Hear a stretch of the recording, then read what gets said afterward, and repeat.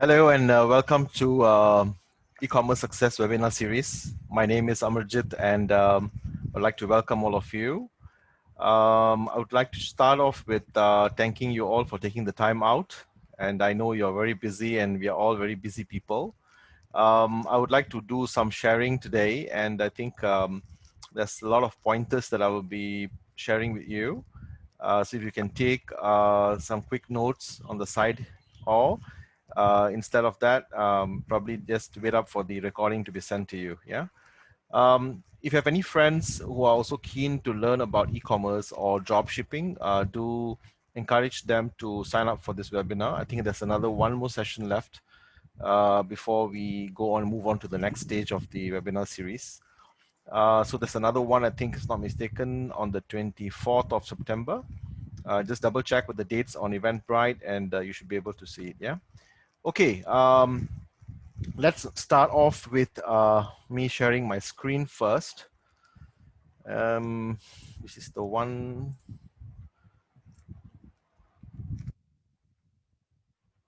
All right. I hope you guys can see this.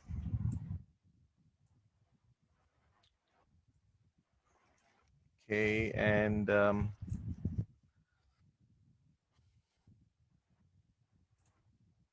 okay, right, here we go.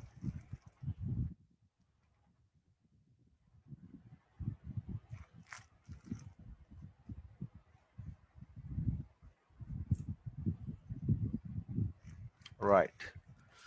Okay, so let's kickstart off with understanding what's happening right now with the retail market and how this is affecting lots and lots of businesses. Okay, if you look at in the last couple of months, even leading up to the COVID, the pandemic, there's been a lot of shift in consumer behavior, right?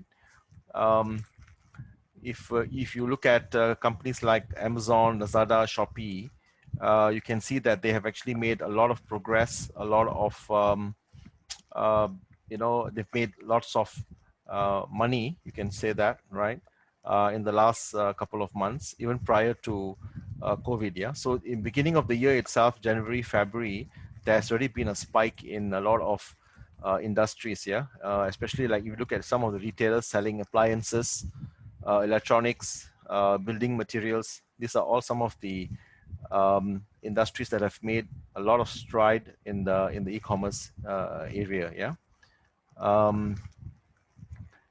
their revenues have gone up to 161%. Food and restaurants growth has gone 160%. Furniture and home decor revenues went up to 106%. Sporting goods revenues up 105%.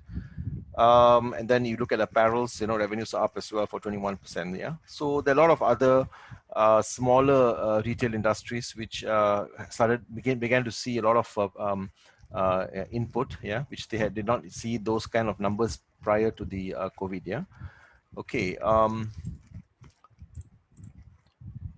So this consumer behavior shift has been happening, not only in the e-commerce but also in the other sectors.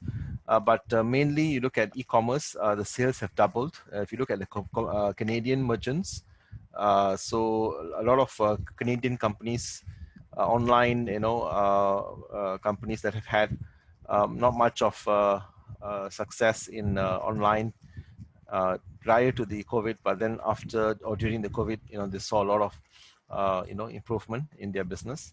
18% of Canadians right now plan to shop at Amazon. So Amazon has made a huge impact because of the convenience and the speed of the time taken for the products to reach to the customer's doorstep. Yeah. Brand loyalty is a low priority, right? Because what happened is a lot of suppliers also went out of business. Some branded stores went out of business as well. And so what became an issue is, can I get a similar product, which is equally good, right? Or even better, for the price that, I'm usually paying for? These are the questions that the consumer asks. So they will look at, so you look at the situation, then it became more of a product availability compared to brand loyalty. Yeah. We'll talk about brand loyalty a bit later, but explain to you a little bit more better. So just understand that right now, during the COVID and post-COVID-19, a lot of companies are seeing a shift in the behaviors of the consumer, and they're not consumers are not too particular about being or purchasing products which are from their brand stores. Yeah, so that's a good sign, because then you can see a lot of monopoly that has been taken by huge retail shops, with all the uh, funds and everything. They've got the investments in there. So right now, it doesn't really matter if you have 100 stores and you're branded. It doesn't mean that you're going to make very good sales, on e-commerce. Yeah. Consumers are turning to new forms of entertainment. So that's one thing that's happening as well. Suddenly, my picture is not appearing. 1 second. Let me just check this and see whether if I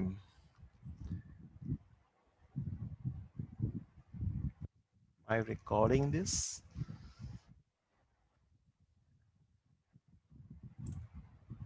Okay, 1 second. Let me just exit from here. Go back to Zoom.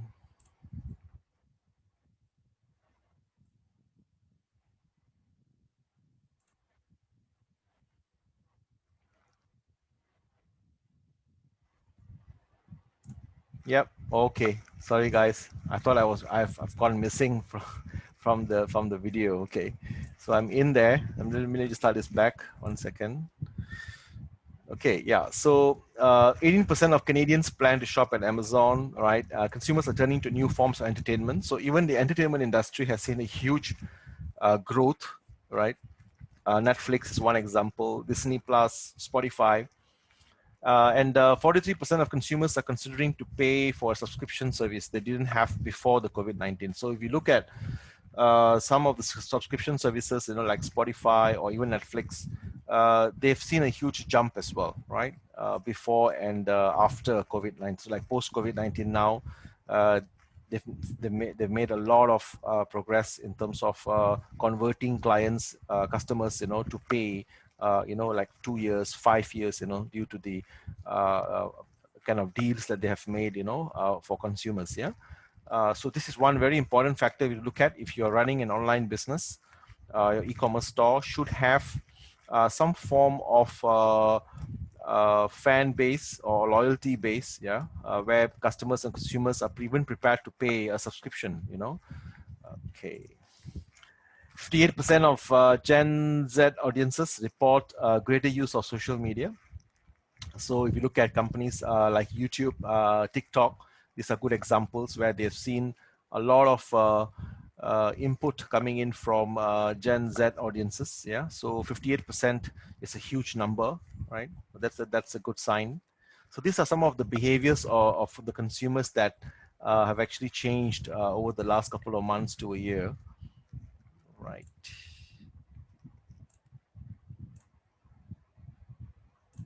Okay, let's move on.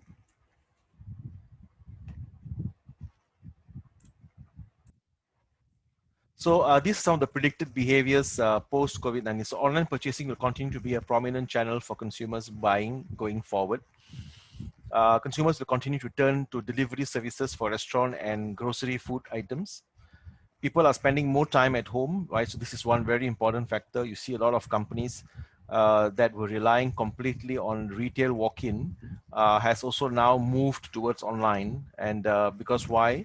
A lot of people are spending more time at home, right? So when you're at home, you're either on your phone or your computer or your laptop, on your mobile device, and you're trying to get the latest, product, or maybe the latest deal out in the market.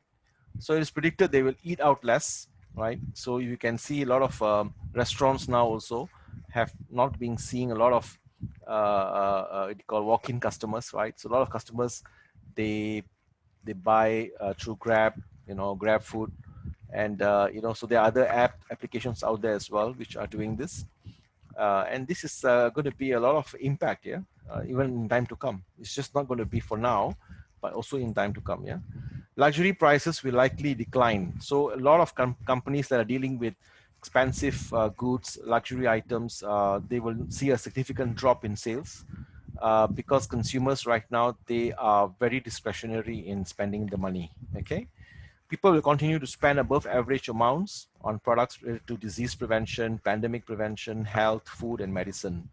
So if you are planning to start an e-commerce business and you want to look at what can I get into, which can safely say that the next 6 months to a year, I should see a growth in my business. So these are some of the areas that you may want to consider, right? So disease prevention, pandemic prevention, health, food, and medicine. Yeah. There's also been a greater media consumption, especially online video content. So video is right now taking a huge stride as well on internet, and a lot of companies are investing a lot of money to prepare, product videos, promo videos, etc., etc. Right? So video is going to be why the reason is because 5 years before or 5 years previously, bandwidth has always been an issue, right? So a lot of ISPs, or you can say the phone companies out there, tried their level best to package a deal which was affordable for the masses. So that didn't happen, right, back then, because still a lot of companies or ISPs had problems with bandwidth sharing, and there was just not enough bandwidth to go around. Yeah, and the cost was also very high. Right now, they have seen a huge difference in terms of package, the way they package the packet data, right, for us. And that's why you see a lot of companies that are going into video, because now video is able to run even on a small phone with very little bandwidth. Yeah. So that's one area that we need to look at. So if your product or your business that you're planning to do online, or an e-commerce business, must incorporate video as much as possible. Okay. So where is e-commerce headed? Revenue in the e-commerce market is projected to reach about 2.258 million in 2020. Yeah. So this year itself, instead of people saying that, oh, maybe because of COVID, companies are not going to see a lot of money, but the projections for e-commerce sales is unbelievable. It's still 2.258 million. And if this is true Statista, you can go and check it on the internet, right? And you can look at fashion, electronics and media, toys, hobby and DIY, furniture and appliances, food and personal care. These are all the various industries which are going to see a huge impact or increase in growth, yeah, revenue growth. Okay, so what are those 7 success factors in e-commerce? Now, when I started off my e-commerce businesses back in 2016, 17, around there, right? I wasn't kind of making much money, to be honest. Okay, now the reason being is because I took a lot of information from the internet. I tried to do stuff myself, having a bit of experience in web HTML and etc. So I thought I could try to come up with a successful online business. But to be honest with you, I made a lot of mistakes. I didn't have a proper guide or a tutor or teacher to look up to and follow. And so I picked up whatever that I could get. I kind of come up with my own. And I remember my first store was about shoes. Yeah. So it's like sports shoes and what do you call, ladies, high heels, etc. So I had a store of that, and I put in a lot of effort, a lot of time, a lot of money to get that off the ground. It just kind of didn't work. So I kind of like stopped doing whatever I did, and then I went back and I dissected the whole business, and I started looking at each factor of what was not making my business successful, and I discovered actually there are 7 areas that I failed in a very big way. So I hope this sharing here is going to help you to understand there are certain success factors in your business that you have to apply, you must apply. Yeah. And if you don't do that, then it becomes very difficult to see an overall success of your e-commerce business. So let's move on. First factor you have to understand is your brand equals to your purpose, right? Now, what I mean by that, every brand has a purpose. Every brand you see out there was built for a reason, right? For a purpose. And just to give you an example of this, let's do a small exercise. If you look at toothpaste, what is the brand that comes to your mind? Ask yourself that, yeah? Toothpaste, what brand comes to your mind? Operating system, so OS, right? Desktop or iPad, whatever. What comes to your mind? Okay. Burgers and French fries. When I say that, what comes to your mind? The first brand that hits your mind. Okay. And if you look at tea leaves, what brand comes to your mind? Okay. So what about social media? All right. So the reason why I'm asking you this question is because each of the brand, for example, toothpaste, for me it was always Colgate. Yeah, it's even till today. Yeah, I use Colgate quite a bit. And so if you look at this is the Goodwill, sorry, World Value Index for 2017. These are some of the brands that actually have kind of stick in people's minds for different products, right? So Goodwill is one example. Girl Scouts, Amazon, Google, YMCA, Microsoft, Home Depot, Walmart, Colgate, Kraft, right? PayPal, FedEx, McDonald's. I guess if you look at burgers and French fries, always been McDonald's for me as well. Operating system, no doubts about it. You know, it's always been Microsoft. Yeah. Tea leaves, I always use Bo, right? So I don't know whether they have Bo here, Bo tea here, right? So we Malaysians, or they have Lipton. So Malaysians basically, like to drink tea. So I thought, okay, let's look at tea leaves and what brand comes to your mind. Social media has always been Facebook. So you can see some of the brands here, right? So Coca-Cola has always been there, the brand has been there for years, right? These are some of the top brands, in the world, right? Okay, so your brand has to have some purpose. Every brand in the back of these names that you see, they were built purposefully, right? So they've uh, taken a lot of pain in the initial stages to create their brand value. So my first factor of success, I strongly suggest is to think back, your e-commerce business, what is it for? What are you doing? Or products, what is it for? What are you doing? In comparison to your competitor, what are they doing? And what is their purpose? If they are just all over the place, taking all types of products into an entire huge store, like, then you can differentiate yourself quite a lot, right? So don't worry about big players. Okay. Right. Right. Ask yourself, so what assumptions have you made about your brand's identity? How are your reviews? Now, I'm sure you have reviews, in your e-commerce business. How are they? Are they positive? Are they negative? And if it's negative, then how are you dealing with them, right? How do you handle negative reviews? Who are you competing directly against? Are there any big brand names? Go to Google and check. Put your product name in there, do a search in Google and see which are the brands that appear, right? Beside yours that you have. Do you have a strong USP? USP is what you call a unique selling proposition. So this is important to differentiate and capture a different range of market segment. Yeah. So not necessarily, for example, let's say if you're dealing with toothpaste, yeah, it doesn't mean that you're only carrying one brand. You may be carrying 5 brands, but each brand has got its own market segment. Like people who use Colgate, I see that, you ask them, have you actually used Systema? They said no, they've never used Systema before. The Systema is a brand as well, right? It may be a bit more costlier than Colgate, but there is a different market segment that prefers Systema. Just to give you an example, yeah? So you must have a strong USP in your business. Factor number 2, SEO. I did a very, very big blunder because I thought I learned about SEO and I, thought I could, start doing my own on-page, off-page SEO and everything. But I realized that one area that, I made a mistake was I used to do something called blogging, right? So I used to have a few blogs, around my e-commerce business. And so it's very hard to write sometimes. You need to prepare content in advance, and you got to sit down with it and spend hours and hours with it. So I found a shortcut, trying to bypass this. And so what I did was I did something called curation, and I came up with my own version of curation. And yeah, so I flaunted a lot of copyright infringements for blog postings that I did.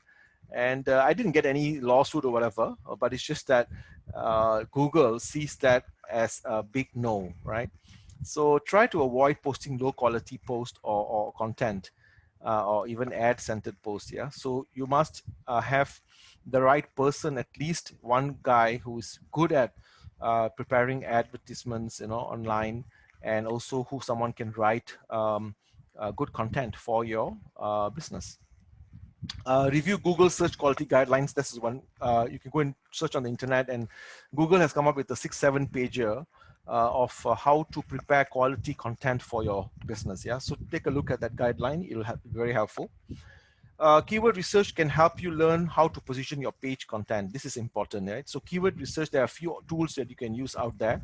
You can start off with Google's Keyword Planner. There's one tool that I use, straight off the bat when I'm doing an initial stage research. I'm using Google Keywords Planner. Then obviously you have other tools, in the market that you can use. Okay. Use tools like Uber Suggest, right? Oh yeah, I already mentioned that. Google AdWords Keyword Planner. Your brand or store name is also a keyword, yeah? So make sure it's ranked high. So if someone types your brand name or your store name, uh, just make sure that, your store is there in the first page of Google, yeah, right? Like for what we have done right now, all our stores on the first page for certain products, that we are using SEO quite strongly, yeah, to rank high. And in fact, my own personal stores are all on the first page of Google, right? Factor number 3, UX. So ask yourself, how does your store look like? Does your store give a great user experience? So does your store state clearly what you're selling? That's one very important thing. We have to actually be very, very clear. And is your shopping cart and payment buttons, are they easily accessible and you view them? Embed interactive content into your web store, right? So if obviously put in like videos, animated images, games if you can, and ensure your store is mobile responsive. This is also another issue, right? A lot of stores have seen they look very good in on the laptop or on the desktop, but when it comes to having to view the store online, I mean on the mobile, it looks horrible. It looks bad, so consumers, always look at the consumer side, of things. Consumers, they are right now spending 54 to 58% of their time during the day on a mobile device. Yeah, so they don't even surf on desktops much these days. Yeah, so a lot of surfing is done on their mobile or even the iPads. Yeah, so uh, make sure that your store is mobile responsive. This is a very, very bad store design. I want to show you an example of a store design, right? Links cast, I don't know whether it will still exist. It's like so funny, right? You have the whole background, which is like some sari from India, probably, right? And yeah, so this is very messy, right? I really wish Ling a best of his luck, in having to make any sales, from this website. Okay, so yeah, this is very bad example, of a bad store design. Um, if you look at payment buttons, this is another thing that I need to explain to you all. Yeah, a lot of stores that I've seen, their payment buttons are small, they're hidden, you can't see them clearly, they are badly colored, and they're badly positioned as well, wrongly positioned. Yeah, so always try to put your payment buttons on the top, bottom, right hand side of your product pages. Yeah, so if your product page is depicting the pictures on the left, then you have the descriptions and the sizes or whatever not on the right. And yeah, your I add to cart buttons must be clear, visible with the right color scheme. At least use those kind of color schemes which are easily visible, bright red or blue or turquoise or something. And use the buttons easily viewable. Yeah, the button must be easily viewable. Right. Okay. If any questions, please open up the chat and you can start typing in there. Then during the Q&A, I will be able to answer you. Yeah. So just got a question coming in this now. So Raj has handled it. Thank you, Raj. So we just put all the questions in there, and then during the Q&A, I will try to answer any of the questions. Okay, factor number 4, transparency equals trust. Now, make your contact information visible right on your web store. Add a clear and easy to find contact us page. Whatever you're charging your clients, make sure it's clear. No hidden costs. No hidden costs. All right. Is your product value translating? This is very important. You are showing that the product is very valuable. Your product is in good quality. Now, is the consumer able to understand this? Can they view this? Can they see this? Can they see the value? Because what they actually see is not the product itself. They only see a web page. They only see your images that you have taken, right? So you need to understand that when you are going to buy a product today, you go to Lazada, right? And you see a product being displayed. And if the product is not clearly taken, it's blurred, and you don't have too many pictures of the product, just maybe one product picture, would you buy the product? You ask this question to yourself.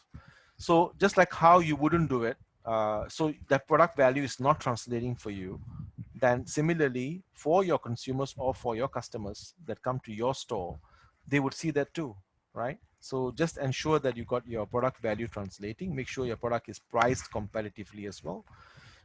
Pricing is a huge topic altogether, which I cannot go into today. But there are various points on how to determine how to price your product competitively, how to price a product the right way, and just so that you make money at the same time, you're not overly priced, share testimonials and reviews on your web store, right? So that's important, right? So the image on the right is showing that I'm not hiding any of the cost. What is going to be charged is what is being displayed from the outset itself, right? So you can see there the shipping is at 649, total is 4149, net charged is 4149. So that's what the customer pays exactly, right? So it must be visible, must be clear, and no hidden cost anywhere. Okay. Factor number 5, you got to boost engagement. Engagement is a huge thing right now. A lot of companies are spending a lot of money, a lot of talent out there is going into engagement boosting, right? So what is this all about, right? So use social media to promote your brand. You just have a Facebook page, you have a Twitter account, or you have, say, for example, a LinkedIn page. It doesn't really make any difference. So what, right? Are you actually engaging with the ones who are coming to like your Facebook page, or are you able to respond to a Twitter tweet about someone who mentioned about your product from your company? So you got to use social media side by side with whatever that you're doing, right? So you got to, this is one of the important things that we need to boost engagement these days. Yeah, learn how to use Instagram, Facebook, Twitter, YouTube, Pinterest. Build a blog about your industry and product lines, right? So if you're not good at writing, hire someone, right? Don't say I cannot blog, and because of that I can't have a blog on my e-commerce store. So no, get a blog done, right? In fact, we are right now engaged in preparing our entire article marketing, in our company. And we haven't actually blogged much, about what we do in the last 1 year. So, we've always been on the low profile and doing stuff, from the back end, and taking on projects from other big companies, So when we came up, and we started off at, eComYoda, and the company that I'm involved with. So we had to kind of prepare an entire marketing strategy, right? And blog marketing is actually very, very important these days. Companies, especially when you're marketing and you are promoting your products in those jurisdictions where people love to read.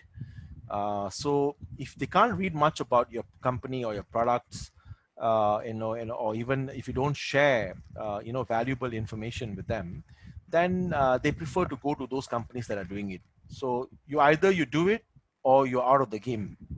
So it's very important to have a good blog marketing strategy as well. Make a YouTube video around your product. So I know this is very tough, expensive too, but there are ways on how you can go around this and get your videos done at a very, very affordable rate. Okay, so you must make sure that you are into the video marketing as well, right? So prepare that too. Don't be afraid to advertise on social media platforms, right? So we usually use Facebook ads, Google ads, YouTube ads. And if you look at the uh, image on the right under life, LYFE, right? So they've come up with a breakdown of the various social media platforms, or you can say the platforms out there which are already able to make a good return from your investment. Yeah. So direct mail, you spend a lot of money, right? You spend about 57.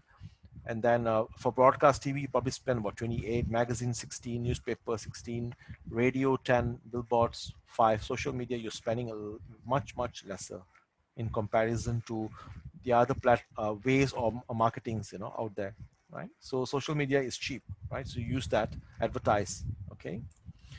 Factor number 6, personalized buying experience. This is important. A lot of customers, they feel that if you can give them a personalized experience on your store, they want to come back to you and buy from you again. Right? So customer satisfaction is key. Satisfy all your customers' needs.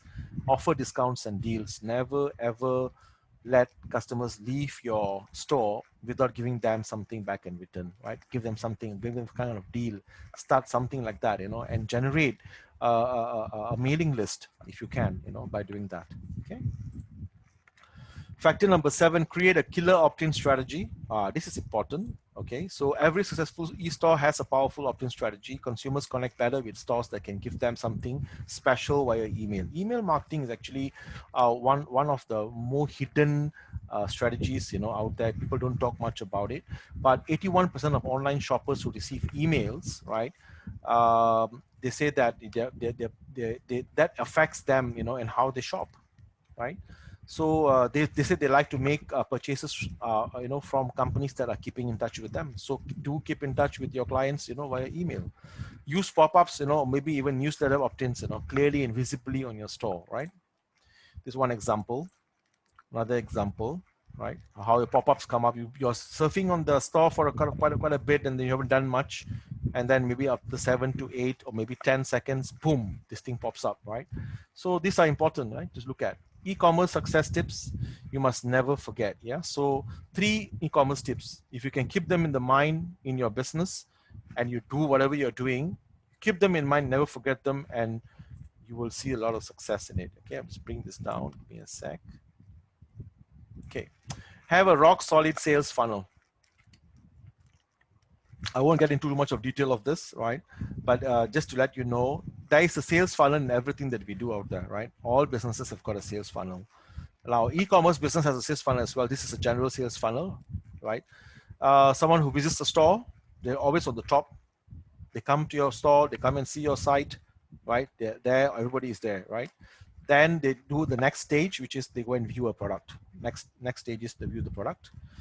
The third stage is, for those who are looking at the product and suddenly say, hey, this is the product that I want, they start to check out. They click on the add to cart, the product goes into the checkout stage, right? And then you're offering upsells, right? So before they can finalize their checkout and pay, you are actually upselling something back to them as well. Hey, look here, wait, don't go and buy this product yet. If you're buying this, why don't you also look at this, the other product, product B? And then finally they complete the purchase. This is a very straightforward. So you must have this sales funnel prepared in your mind, or you come up with some, graphic way of presenting your sales funnel.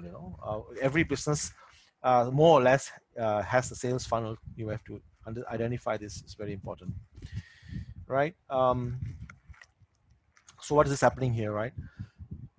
Okay, so this is one example, right, of how companies today are using bots, right? You can say, or auto bots and chat bots, where a robot actually understands you have come to the store, and then you're looking at, some product, and he says, hey, what can I get for you? Are you looking for weight gain, or etc., right? And so the responses are pretty straightforward. If I'm looking for something specific, and then so this is very high end. This is a company, Fitzy, right? They have done this what do you call it, AI chatbot. So yeah, so just giving a very extreme example, you don't have to invest in an AI chatbot at this stage in your business, but take a look at what some of the companies are already doing. Yeah. Choose a profitable niche. This is very important. A lot of companies have seen, a lot of individuals have come and approached me and our team. They always ask, I'm not seeing profits. I'm not seeing the sales returns. I'm not seeing,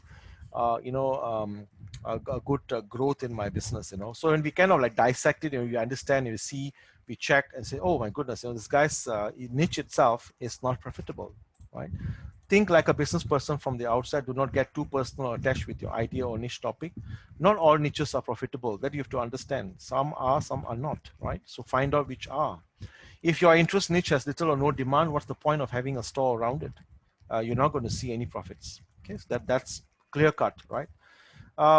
Yeah. Okay, let's move on. Your store design is crucial, right? I cannot emphasize this more. Not all e-commerce stores are made equal. Me and my team have created several hundred stores in the last 2 years. We know what it takes to make a winning web store. Okay. How to confirm 100% your niche is profitable? This is important.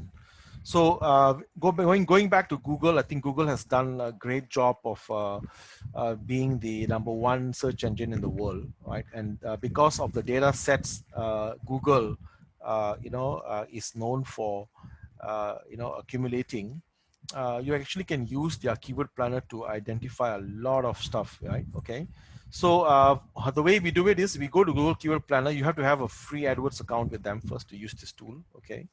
And then you click keyword ideas under locations, right? And then example, you can use, the one I've put here is Fitbit watch, right? So I've given you a hint of one of my niches. So what's your average monthly searches showing, right? You can see from this tool, you're able to see, a lot of information, okay? Um, Google Trends is another place that we will go. Enter your keyword niche idea in the search bar. Check whether the selected niche is rising, stable, or dying trend. This is very important. It's better to focus on an evergreen niches than trends that come and go. Right? This is subjective. Some people say that it's better to just focus on trends because when the trend comes, you make a lot of money. But when the trends are not there, like right now, because of COVID, a lot of trends have actually been disrupted. Okay, so there are a lot of sectors that are not seeing, the stable growth that they have seen the last 5 years, right? So if you go to Google Trends, you can actually put in the niche idea or the product idea or keyword, and you're able to see the trends, last 5 years, last 10 years, and see whether it's stable. It's very important that's a rising and a stable niche. We go to Amazon as well. Amazon.com has got a very good database that they have created. Type your niche or product topic in there. In the results shown, you can see that on the far right of their product name or whatever that they are suggesting as the top product, there's a lot of numbers that will appear beside the reviews. Right? So look at the reviews here. Right? If you find reviews of one product as 20,000 plus, you've hit jackpot, right? So this is one of the products that we are also carrying in our store. Google search, go to google.com. In the search bar, type your exact product name, right? And then you see large companies or marketplaces selling this product. Do you? If yes, you've got lots of buying and selling activity in this niche. That's a good sign, right? So Google search gives you an idea of what is to come of your industry that you're into, whether it's going to be active, inactive, or even profitable. Okay, I hope I'm not taking too much time. Does dropshipping work 2020? Of course it works. Dropshipping, for those of you who do not know what it is, it's actually a fulfillment method, right? It does not require a business to keep products in stock, right? So one of the other strategies that what we do is right now, we've come up with something called hybrid stores. Yeah, hybrid stores is something that we have been working in the last couple of months. What it means is like you have a store and you have your products. But at the same time, you also want to sell other people's products in your store. So how do you do that? How do you make that kind of arrangement? How do you get that done? I'll talk about this in another webinar probably, but just to give you an idea, drop shipping is not just you not having your own products, right? So you can have your own products as well, but there is a strategy or there's a way on how we merge your products and other people's products in your store, and then you make a much more better margins or better profits from your business. So dropshipping works according to Statista, blah, blah, blah. Digital commerce segment is projected to reach 2.926743 million 2020, right? So these are our projections as well. So dropshipping makes money. If anyone tells you it doesn't, tell them to look at this statistics and then tell them to argue, right? So digital commerce segment, number of users expected to amount to 4.636 million by 2024, right? So long as there is a huge online market, right, number of users are increasing over the years, you're going to see that number of buyers and consumers of products online also is going to increase. That's relative, right? Okay. Average transaction value per user in digital commerce segment is projected to amount to 843 in 2020. That's very high, right? You look at that figure, that's an average projected amount, yeah, per user.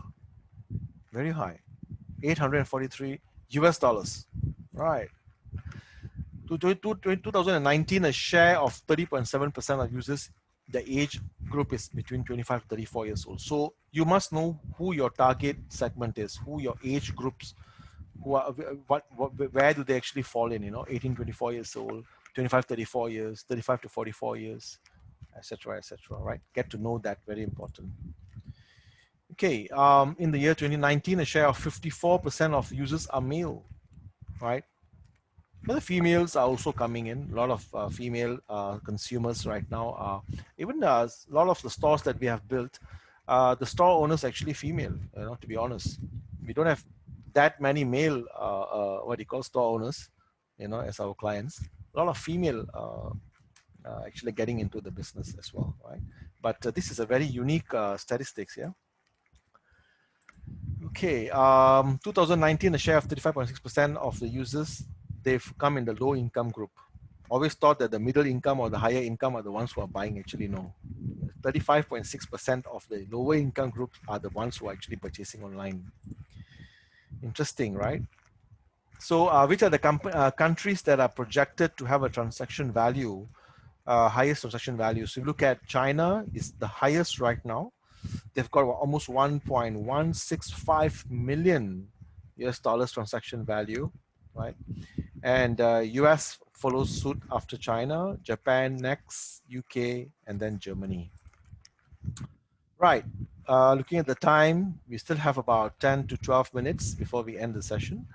Let's quickly look at e-commerce trends for this year and next year. This is important because if your business needs to go according to what the trends are also, simply because if you are not following the trend for e-commerce for this year and next year or the years to come, then you might fall out of the trend and you may not get the numbers or visitors or consumers coming to buy from you. So try your best to see how you can incorporate not all of the 6 trends, but some of it, if you can, 1 or 2 also would do. Will actually make your business boost tremendously in terms of revenue. Yeah. So what is PWA? PWA stands for Progressive Web App.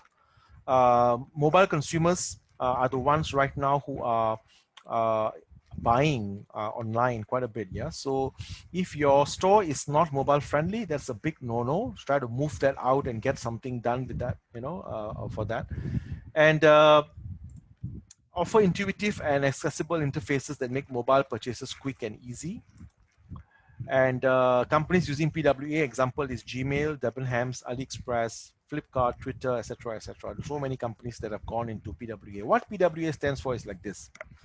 Now, instead of me creating a separate page for mobile users, the current page itself has already got PWA aspects, right? Which means that how it is displayed on a mobile and how is it displayed in a laptop Okay, it switches based on the user's interface, the user's device.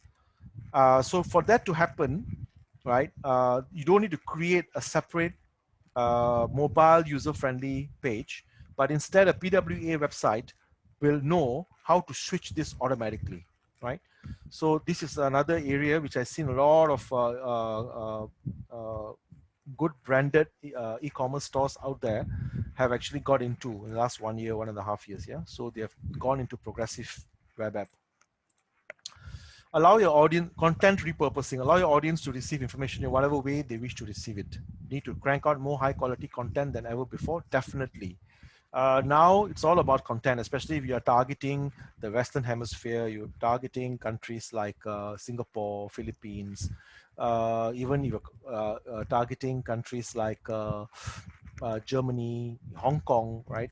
These countries right now, you see a lot of consumers are hungry to read, hungry to digest content.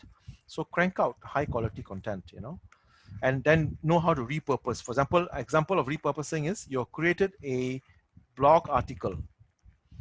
Then now with the blog article, how can I repurpose this content by coming up with small excerpts that I can use in Twitter? Then instead of having just putting in Twitter, same article, I can come up with a small little video and use that content into YouTube. And then from the same article now I can come up with, say for example, an infographic and then publish that in Instagram.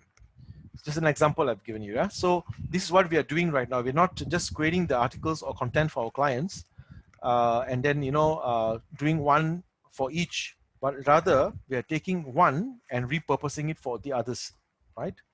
Build high consumer engagement. What happens there. So when you do this, you suddenly see the engagement levels in all your social media accounts increasing, and this also will build a very strong brand credibility for your store. For example, if you look at YouTube video walkthrough, you can create a blog post, you can do a podcast, you can design infographic like I have mentioned to you, yeah. But this one is just taking from the YouTube video, then you are repurposing. So whatever strategy that you're doing, always look at or think about how to repurpose the content, how to reuse the content in different methods or different channels. Yeah. Let's go on. Social commerce. Sell your products directly on social media platforms. This is also very important. I see a lot of stores, they are doing it on their stores, or they're doing it only in Lazada, or they're just doing it in Shopify, right? But they're not having a Facebook shop. They're not having an Instagram shop. Why? See, there's a lot of traffic coming from these platforms. There's a lot of consumers, willing to purchase your product from a social media site. But if you don't have a shop built, with the same products that you have on your store, on your web store, if you don't have them on Facebook, then you're losing a huge segment, a huge market. So look at social commerce in this way. Leading the way is Instagram shopping and checkout. Consumers still want to deal with companies that have a strong e-commerce presence, right? So it's important for you to see how you can incorporate social commerce here in your business. Subscription services regularly delivered, always as expected. Value for customer is in personalization, convenience, and monetary savings. This is very, very crucial, guys. I give an example of Kuku, a brand from South Korea. Started off with many, many years ago with various electrical appliances, and with the rice cooker, even microwave ovens, even shavers, and etc. etc. Then Kuku decided, hey, you know what? We need to differentiate ourselves. We need to come up with a new USP, where we can be known for one or two, segments, within the electronic or appliances. So they thought, they figure out, they bang their heads, they came up with an idea of, hey, why don't we target the water purifying industry, right? So they came up with their own Kuku brand of water purifiers, and then came up with a version of how to make water more alkaline, or how to convert tap water into a more drinkable water, right? And they came up with all these various devices, in the initial stages. And today, Cuckoo is a very, very strong brand, competing with big brand names like Kobe, and other brands as well. And so this is one example I give you. And what they've done is, instead of having to burden the clients with a huge one-off payment or maybe large, monthly payments, for the services, so they said, hey, why don't we break this down in 5 years, 5 years, 8 years, 10 years, yeah? Customers will still have the product anyway, and this gives us opportunity for us to have a subscription service, yeah. And this is what they've done, and that's one of the reasons. So you see, Cuckoo is actually competing side by side with big brand names, is because they are able to reach to the middle and lower income groups who initially could not afford a filtered water system at home, and now they can do that because they only have to pay 50 ringgits or maybe 80 ringgits a month. So this is one example that we can see a lot of companies moving into subscription services, and you might want to look at that as well. Drone deliveries. So this one maybe not so much here in Southeast Asia or Asia, but companies like Amazon, UPS, Domino's, they're already into drone delivery. Yeah, small outlets are delivering products, via drones. 2.6 million drones are already up in the air this year, right? And 350 million US dollars of funding has already been released last year for companies that are dealing with this technology of drone delivery. 80% of products sold by Amazon can be delivered by drones. Can you believe that? It's only a matter of time. Suddenly you see a drone passing by, your house, with a big, huge box written down there with the words DHL, or maybe UPS, right? So these are some trends that are, setting in. You can see a lot of companies, wanting to learn more, invest more in all these technologies. Live chat, AI, and chatbots soon to become a norm among e-commerce companies. Creates a far better consumer experience. 48% of consumers, they'd rather connect with a company just got a live chat. Ask yourself, how often have you gone to a website or a store and you wished that you could actually contact the support person immediately, but there was no link, there was no AI, there was no chat, and it made you feel so what do you call, frustrated, right? And you wished that I wished somebody would have been able to answer my question immediately. So this is another area that is picking up quite a lot in the e-commerce scene. A lot of companies are investing in live chat and even AI. So yeah, so how do you start earning money with your own dropship store? Before I get into the Q&A, just wanted to share with you, some tips here. Okay, so just bear with me. You don't need your own products actually, right? You don't need to have any online business experience. We will do the niche market research for you.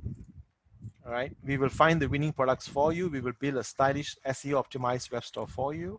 We will even help you promote and market your store for you. Custom store packages start from 349 one-time payment. And we've built hundreds of stores since 2018. Where do you get all this information from? Go to eComYoda.com.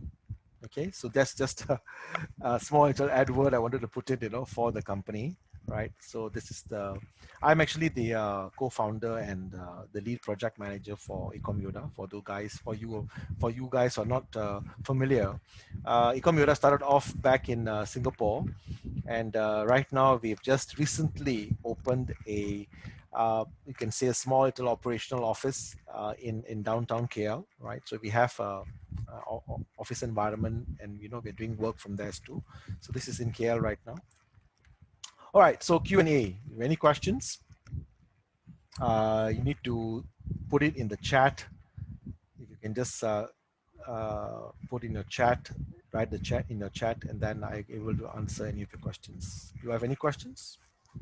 Let me see.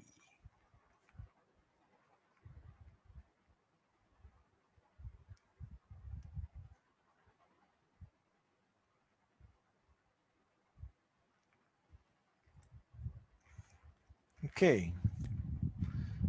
Looks like some of the questions probably be coming in via email. That's fine. I can accept that. And if you have any no further questions, I would just like to thank you. By the way, again, my name is Amarjit. I'm an IIEC certified e-commerce and project manager. 17 years experience in e-commerce, internet marketing, blah, blah, blah, web development too. Not much of that these days. We've got all these web guys who are actually assisting us in doing all the web stuff. I own 7 niche web stores of my own. I'm the co-founder and lead project manager for eComYoda. My email address is amarjit@ecomyoda.com. Right, and for those of you who have attended the session, you'll be getting the how to start a successful e-commerce business guide. I will be sending this to you via email. Right, and without further much ado, thank you again. Thank you very much for attending the session, and I will see you in the next webinar. Take care. Bye.